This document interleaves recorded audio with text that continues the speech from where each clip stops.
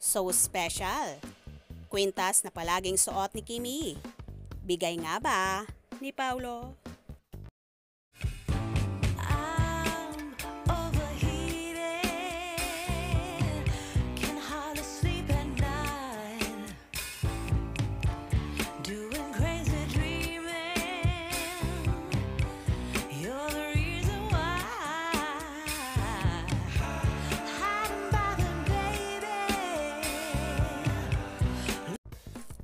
Marami nga ang nakakapansin sa suot-suot ni Kim Chiu na kwintas nang mag-guest nga sila kamakailan ng kanyang leading man na si Paulo Avellino sa afternoon show na It's Showtime.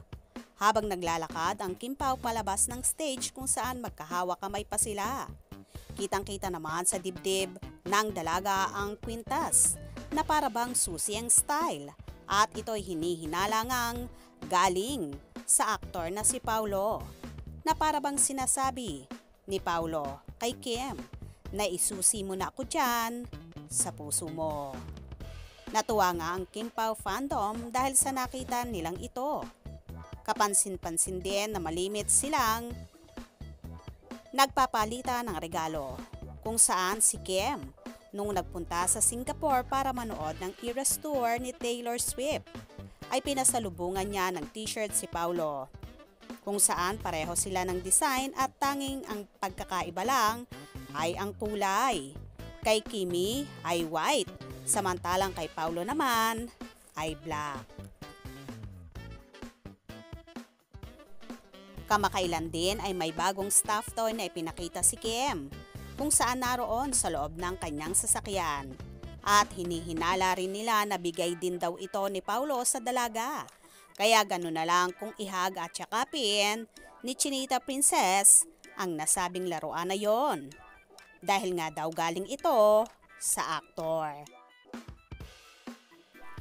Kahit sa set ng kanilang serye na What's Wrong with Secretary Kim, ay kapansin-pansin din na parati silang couples ang mga isinusuot.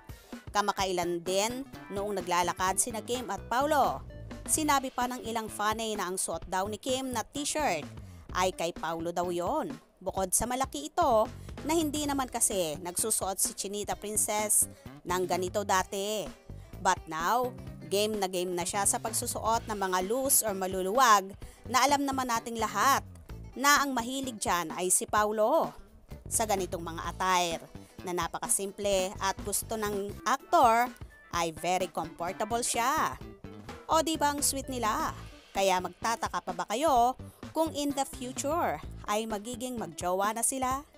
Paniguradong magbubunyi ang Kim Pao fandom at Kim Pao universe kapag naging totohanan na ang pag-iibigan ng Chiu Pao. Kaya naman tumutok at wag na wag pahuhuli sa mga maiinit na kaganapan. Anong inyong magiging reaksyon sa bidyong ito? Comment below.